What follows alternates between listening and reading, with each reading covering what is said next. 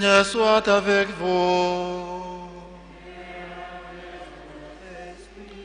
Évangile de Jésus-Christ selon saint Matthieu.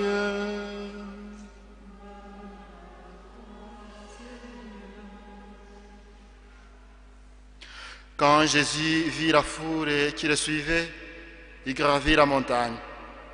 Il s'assit et ses disciples s'approchèrent. Alors, ouvrant la bouche, il se mit à les instruire. Il disait, « Heureux les pauvres de cœur, le royaume des cieux est à eux. Heureux les doux, ils obtiendront la terre promise. Heureux ceux qui pleurent, ils seront consolés. Heureux ceux qui ont faim et soif de la justice, ils seront rassasiés. Heureux les miséricordieux, ils obtiendront miséricorde. Heureux le cœur pur, ils verront Dieu. Heureux les artisans de paix, ils seront appelés fils de Dieu. Heureux ceux qui sont persécutés pour la justice, le royaume des cieux est à eux. Heureux serez-vous si l'on vous insulte, si l'on vous persécute, et si l'on dit faussement toutes sortes de mal contre vous à cause de moi. Réjouissez-vous, soyez dans la dégresse, car votre récompense sera grande dans les cieux. Acclamons la parole de Dieu.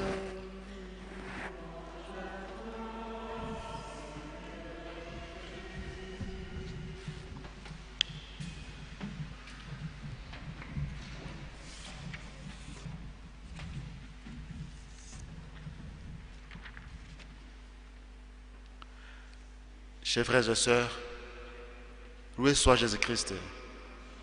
Bon dimanche. Dimanche, quatrième dimanche d'état ordinaire, comme nous avons suivi, l'Église du Rwanda aujourd'hui célèbre la journée mondiale de la jeunesse. Mais d'autres églises vont le célébrer en août. Pour nous, ici rassemblés, et comme les gens qui nous écoutent, qui nous suivent, qui prient pour nous, avec qui nous sommes unis dans la foi, le Seigneur veut nous révéler encore une fois davantage quel est notre temps de croyants, notre temps de chrétiens. Nous avons suivi dans la première lecture, tiré de la prophétie de Sophonie, où le Seigneur montre, présente comment il a choisi son peuple. Et dans son peuple choisi, peu sont qui trouvent en lui son refuge. Le refuge dans le nom du Seigneur. Israël, je ne laisserai subsister au milieu de toi qu'un peuple petit et pauvre qui aura pour refuge le nom du Seigneur.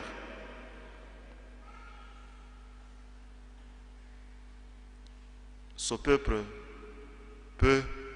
qui trouve refuge dans le nom du Seigneur,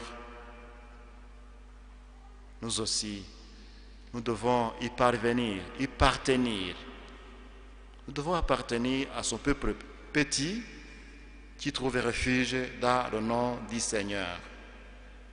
Sinon, où ailleurs pouvons-nous trouver refuge? Nous pouvons compter sur qui? Qui d'autre pouvons-nous trouver appui? Sur qui pouvons-nous trouver appui?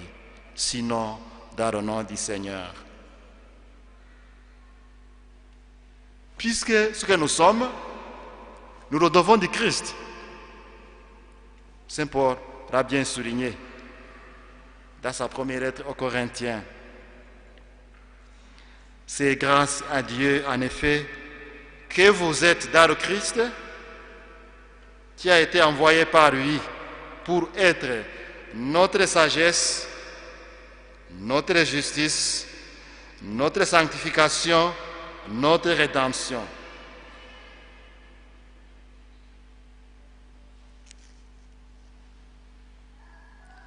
Nous ne sommes pas justes. Non. Nous sommes justifiés. Le Christ est qui nous justifie. Nous ne sommes pas saints. Le Christ est celui qui nous sanctifie. Notre salut, nous recevons de lui. Nous ne sommes pas sages.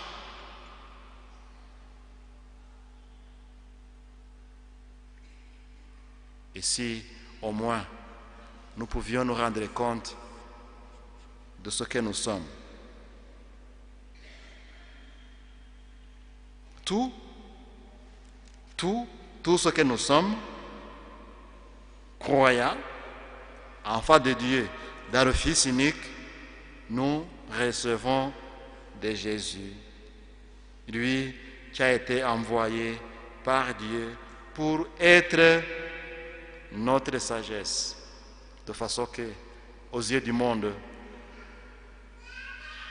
nous pouvons paraître contradictoires, comme Jésus lui-même l'a souligné dans l'Évangile. Comment pouvons-nous comprendre où Jésus proclame bienheureux les pauvres, bienheureux les persécutés, bienheureux ceux qui ont faim et soif,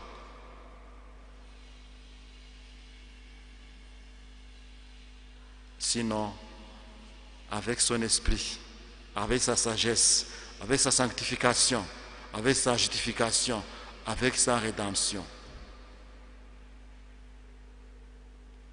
Loué soit Jésus-Christ.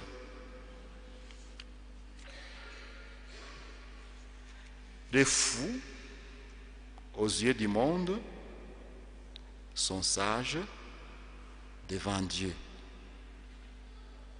Ce que le monde tient pour ignorant, aux yeux du monde, ils sont ignorants, mais aux yeux de Dieu, sont sages. Puisque la sagesse de Dieu, comme les Saintes Écritures nous renseignent, vient d'eau et commence avec sa crainte. La crainte du Seigneur, le début de la sagesse. Chers frères et sœurs, prions pour nous, prions pour les autres, afin que, au moins, nous ayons un peu la crainte du Seigneur dans notre vie, pour nous trouver sous l'abri de sa puissance, pour nous réfugier, nous abriter dans sa puissance, dans sa miséricorde. Nous n'avons pas le cœur pur. Et sommes-nous les artisans de paix? Mais les cœurs purs verront Dieu. Quel est notre fait? Quelle est notre finalité? Loué soit Jésus-Christ. Nous vivons dans ce monde. Est-ce que nous allons y rester pour toujours? Non. Quand nous accompagnons quelqu'un à la fin de sa vie, nous lui disons: repose dans la paix. Que les anges te portent devant Dieu.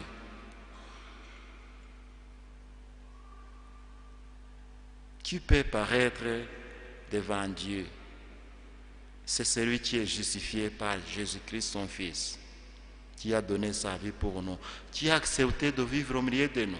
Alors, à son 4e dimanche, demandons au Seigneur qui est venu nous sauver d'adopter son attitude, d'avoir son comportement et sa vision, sa compréhension. C'est lui qui a proclamé: heureux les pauvres de Dieu. Pas les pauvres mendiants qui demandent de vivre, non. Les mendiants de Dieu. Nous avons besoin de Dieu. Notre vie a besoin de Dieu. Plus que tout.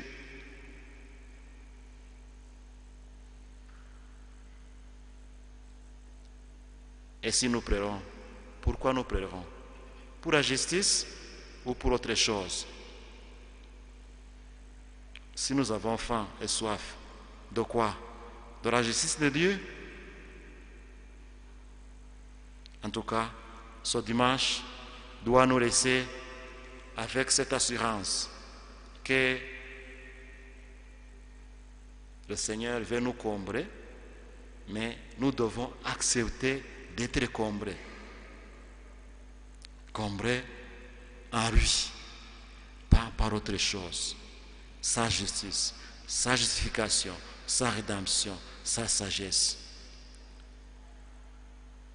Le Seigneur soit avec vous.